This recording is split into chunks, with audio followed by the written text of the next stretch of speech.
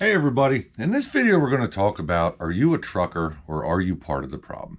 I don't mean are you a truck driver. I don't mean did you go through school and get a CDL. I mean, are you a true trucker or are you just part of the problem that's holding the rest of us up from doing our job? Here are 5 things I have to talk about, and maybe if you are part of the problem, you can fix that.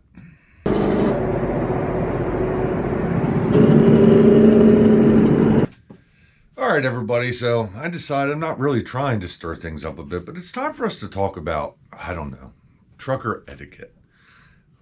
What it really takes to be a truck driver. And basically, being a trucker is doing your job while also having courtesy for other people. Sometimes it will cost you some time. I probably lose about I don't know, half hour, maybe an hour a week, just trying to do the right thing and make everybody else's job go smoother. Sometimes it's going to involve a little bit of your time. But like so many, it makes me wonder, I saw a video from 1979 when people were saying that this next generation of truck drivers is ruining everything. And I was born in 1979. And then I saw a video like from 1999 when everybody said, trucking ain't what it used to be. This next generation of truck drivers is ruining everything. Now here we are, 2024, and so maybe I'm just a old man that wants to complain about people, but I certainly hope that this isn't the new norm. And I'm going to talk about 5 things that are really just etiquette. It doesn't necessarily have to do with the laws of trucking, but it's really etiquette, just doing the right thing.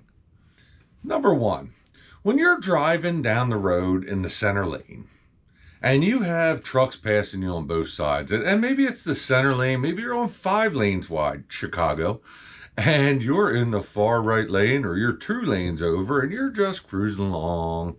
You're talking on the phone, you got your headset on, you're watching a movie on your tablet, you're eating a hamburger, I don't know, whatever's going on there, and you're just cruising along, and trucks are passing you on both sides.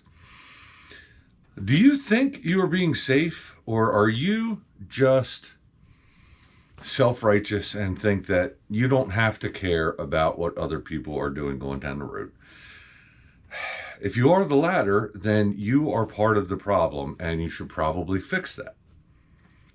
The next one, when you back into a parking spot at a truck stop, do you actually, after you back in, get close to backed in the whole way and then get out and look to make sure you're back as far as you possibly can be, especially if you're backing up against another truck? Back in, it gets somewhat close, within like 5 feet or something, then get out and look and see how far you got to go. Now listen, do not back up until you hit that truck. I have done it, and I've had it done to me. Sometimes things happen. I have accidentally bumped into somebody, and, trailer to trailer, it's not a big deal, but if that person's sleeping, it'll jolt them awake pretty fast. But when you back into a spot and you're backed up against a truck, a lot of times I try to back up on the outside place, and I'll back up, and I know that my mud flaps are high enough I can pretty much go back until I tap the curb a bit. But when you're backing up against another truck, get out, look. Okay, don't get into the spot and be like, oh, good, I didn't park him. And then, go to bed and be sticking 6 feet out into the parking lot so that people can't back in anywhere else and you're just in the way. Get out, make sure you utilize all of the parking spot. It only takes a little bit. And then shut your headlights off.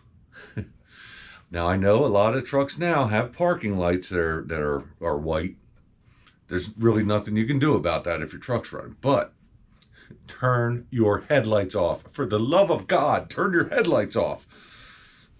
Next up, do you think it's okay to leave your trash somewhere near the trash can? Whether you just packed up a trash bag, I actually keep a trash can in my truck. It's like the same size I have in my office here, and it had trash bags, and usually every time I fuel, I empty it out, or if it gets full other times, I empty it out. But when you take the store bag, and it doesn't belong near the trash can, it belongs in the trash can. I can't remember the last time I was at a truck stop that I had to walk more than, I don't know, let's say 150 feet to the nearest trash can. They usually load them up, especially Love's, the big ones. They load them up with trash cans. They're everywhere. Even the little mom and pops, they keep them around everywhere. Take your trash and throw it in the trash.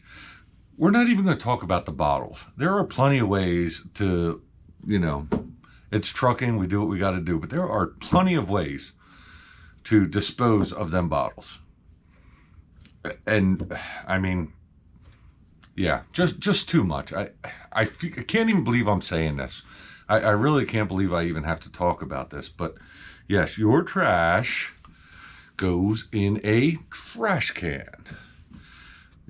In the trash can.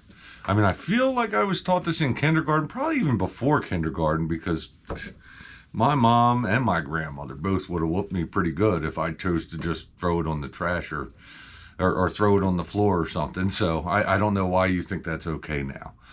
But yeah, if you are doing that now, if you currently think it's okay to throw a bag of trash out in the parking lot and not in the trash can, and you're not willing to fix that problem, you start fresh now. Fix that problem. If not, I don't really even want you watching my channel, because you are definitely part of the problem. So here's one that I tend to think that people don't even know that they're doing wrong, but I wanted to bring it to their attention.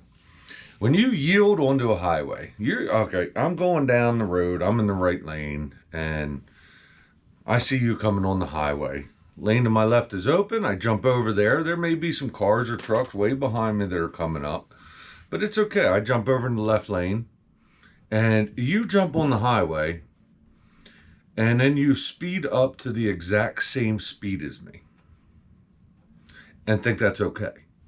Or you then speed up to 1 or 2 miles an hour faster than me and think that's okay. Now these cars behind me that are coming up behind me, cars, trucks, whatever, are coming up behind me, and they're not going to be able, I'm going to be causing a traffic jam because I'm in the left lane, because I showed you some courtesy. I don't have to move over for you. There is no law anywhere in any state that says I have to move over for you as you're yielding onto the highway. That is why you're yielding, not me. If I'm going 65 and I move over and you're coming down the ramp and you end up the same speed as me at the bottom of the ramp that I just moved over to let you onto, get over, slow down to about 60 miles an hour. Wait for me to get over, sometimes another truck, maybe another car, whatever, get everybody, speed up to 65, and then if you want to go 70, get over. It may cost you about 2 minutes, but you now didn't cause a traffic jam, and you're now not causing a problem. You're now not part of the problem in trucking anymore. So, yeah, like I said, this is one that I wasn't quite sure that people even know that they're doing wrong. They do it all the time. Cars do it all the time, and they will continue to do it, and there's not much we can do about it. But as truck drivers, we can help each other out, and this is one thing. Just, if a truck moved over, I don't care if it was a Swift truck that moved over and he's going slow. If it was, I don't know, one of the other slow truck companies, you slow down to less than them, let them over, and then start doing the thing. It's just doing the right thing. All right, guys, this is my biggest pet peeve. And take deep breaths before I start this one. When I started driving, if you had told me I was going to have to ask this question, I would never believe it. What is a fuel island for? You would think because it's called a fuel island, it is used for fueling a truck. And that is what it's used for. And when you are done fueling a truck, most truck stops, now there are some that don't, are actual, the TA here in Harrisburg doesn't have space for you to pull up afterwards. But if you're going to go in and get your fuel receipt, then do that. If you're going to go in and use the bathroom and get your fuel receipt, go ahead and do that. If there's not room to pull up. if you're going to go in and sit down at the restaurant and then get your fuel receipt and then take a shower, go park in the parking lot. Okay? And if there is room to pull up, wait until you can pull up. Now, if you pull up and then decide it's time to take your 30-minute break, that's not right either.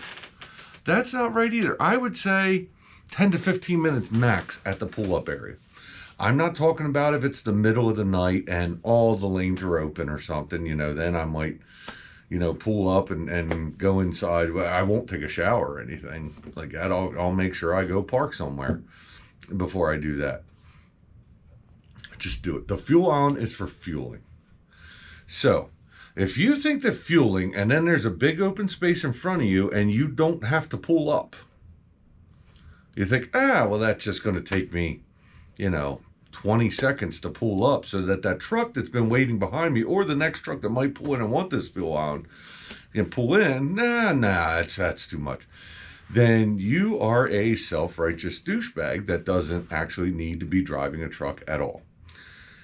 If you think that once you pull up, you can now take your 30-minute break, you are a self-righteous douchebag that should not be in a truck at all.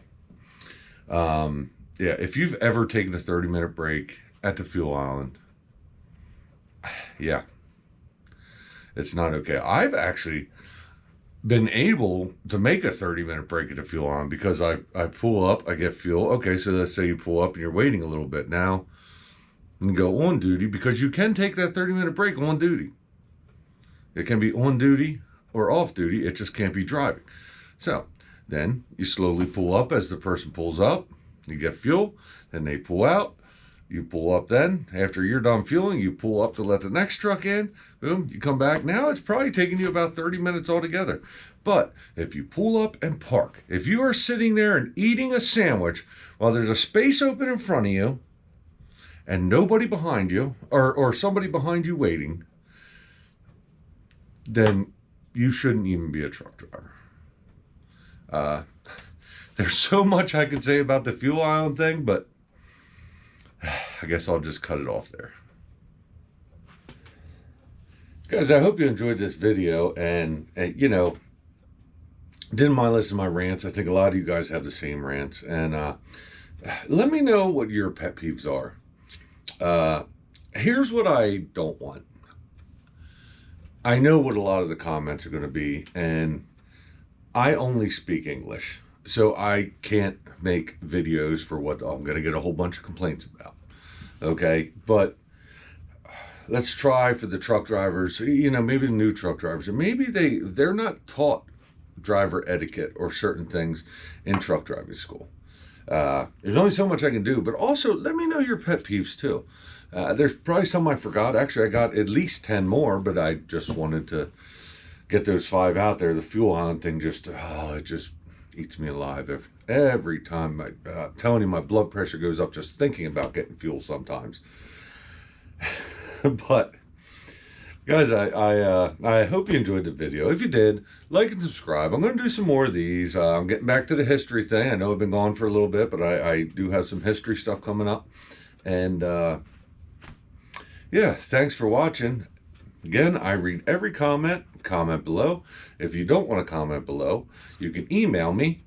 My email is finchresources@gmail.com. Finch, like the bird, that's my last name. I'm also available on Facebook and Instagram under the Trucking Resources. And now we have a website, finchresources.com. There's some products I sell for truck drivers. For instance, I sell bull snot. Dan from Bull Snot, I get stuff from him. I love their products, but I also, I got some swag. I got this. I got some notebooks. I'm going to be getting some more swag in. So if you want to check it out, it's finchresources.com. And thanks for watching, guys, and I'll catch you on the next one.